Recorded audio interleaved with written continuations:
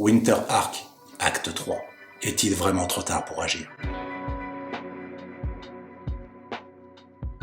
Aujourd'hui, on revient sur le sujet du Winter Arc. Troisième vidéo sur le sujet, parce qu'il est quand même temps de se poser la question, est-ce qu'il n'est pas un peu tard aujourd'hui pour commencer son Winter Arc? Le concept voudrait qu'on commence à partir du mois de novembre. Novembre, décembre, janvier, limite février, et puis au mois de mars, au printemps, on est prêt. Ok, mais en fait, n'oublions pas un truc. Le Winter Arc, c'est le concept de s'isoler pour approfondir des compétences afin d'atteindre des objectifs. Ok?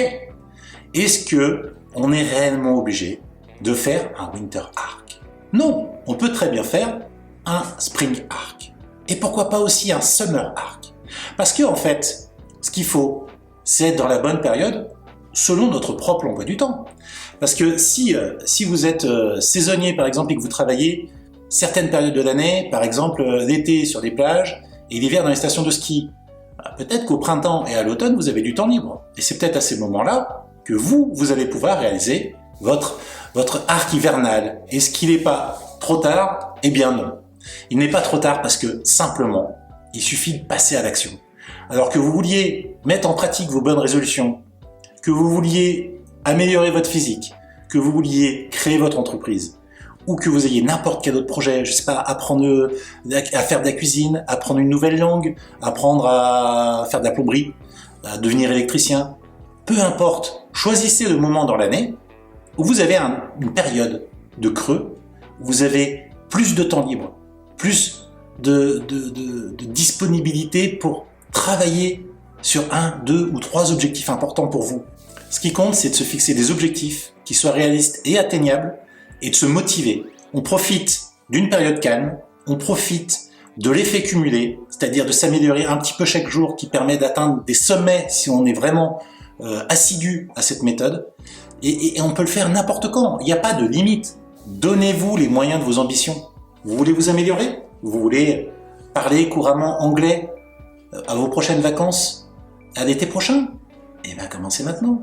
Partez de vos acquis, évaluez vos besoins, structurez votre méthode, faites un plan d'action et passez à l'action. Le plus dur, c'est de passer à l'action. Entre la motivation du début, la discipline qu'on essaye d'appliquer et la perte de celle-ci, peu importe la saison, l'essentiel, c'est de se concentrer pour avancer vers ses objectifs.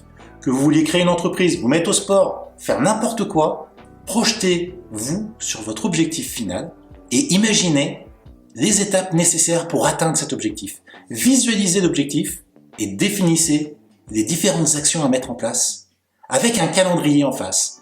Tel jour, je travaille là-dessus. Telle semaine, j'approfondis ce sujet. Tel jour, je passe à l'application manuelle s'il le faut. Si vous devez manipuler un outil, par exemple, passez à l'action en définissant un calendrier précis avec des objectifs qui soient réalistes. Parce que se fixer des objectifs beaucoup trop, genre ouais, je vais faire ça, et puis arriver au bout, en fait, j'ai pas envie. Eh ben non, faites quelque chose, décomposez-le en étapes, en petites étapes, en sous-étapes. Planifiez sur 3 mois, planifiez en dessous par mois, planifiez ensuite par semaine, planifiez ensuite par jour. Et s'il le faut, et si vous avez du temps, planifiez en demi-journée ou par heure. Donnez-vous les moyens de vos ambitions. Rappelez-vous que l'effet cumulé, c'est magique si on l'utilise à bon escient. C'est-à-dire, c'est comme dans la finance. Avoir un taux de 1%, c'est nul. Mais si c'est un taux journalier d'1%, les intérêts composés, ça va super vite. 1% par jour, c'est 81% de gains en 60 jours. C'est 3778% d'augmentation sur une année complète. Effet cumulé, c'est-à-dire le premier jour, c'est 1%.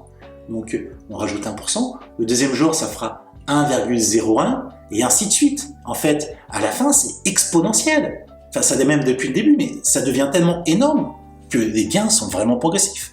Et comment comprendre l'effet cumulé sur un objectif à atteindre, comme par exemple apprendre une langue ou faire de la musculation? En fait il faut prendre des mesures, il faut mesurer votre niveau de départ. Vous connaissez par exemple, faites un test. Par exemple vous êtes niveau A1 en anglais, c'est-à-dire que vous connaissez un certain nombre de mots, je ne sais plus combien c'est, ça doit être 600 mots ou 1000 mots, et bien vous allez peut-être réussir à atteindre le niveau A2 au bout d'1 mois. Vous aurez peut-être atteint le niveau B2 au bout de 2 mois. Alors j'exagère peut-être un peu sur la progressivité, mais l'idée elle est là. Si vous faites du sport, par exemple, faites de la musculation, mesurez vos biceps, mesurez vos bras, mesurez votre tour de taille si vous faites du régime. Notez votre poids et vous verrez qu'au fur et à mesure, au début, vous avez perdu qu'1 kilo. Puis la semaine d'après, vous aurez peut-être perdu 500 grammes. Mais en tout, vous avez perdu 1,5 kg. C'est cumulé. Et à la fin de l'année, quand vous aurez fait tout ça, vous aurez peut-être perdu les 20 kilos que vous avez en trop. C'est super important. Donc vous devez vraiment miser sur l'effet cumulé et sur la segmentation de votre objectif. Vous devez décomposer en étapes, en sous-étapes, pour réussir à atteindre, au bout du compte, votre véritable objectif. Se fixer la barre trop haut au départ, c'est quasiment un échec garanti. Par contre, si vous avez un but et que vous arrivez à mettre des petites étapes pour atteindre ce but, chaque marche qui sera franchie vous rapprochera du but. Je vous recommande d'appliquer le concept du Winter Arc à n'importe quelle période de l'année, dès lors que vous avez des objectifs qui sont vraiment importants pour vous et que vous souhaitez vraiment les atteindre. Quel que soit l'objectif, vous pouvez en faire 2 ou 3 en même temps. N'en faites pas trop. Trop d'objectifs tue l'objectif. Ok? Alors, planifiez, préparez et profitez de l'effet cumulé et passez une très bonne année 2026. Même si vous regardez la vidéo au mois de janvier, au mois de mars, au mois de juin, peu importe la date, le concept s'appliquera à n'importe quelle période où vous pouvez vous concentrer sur un objectif à atteindre, sur une période qui vous permet de développer vos compétences en profitant de l'effet cumulé.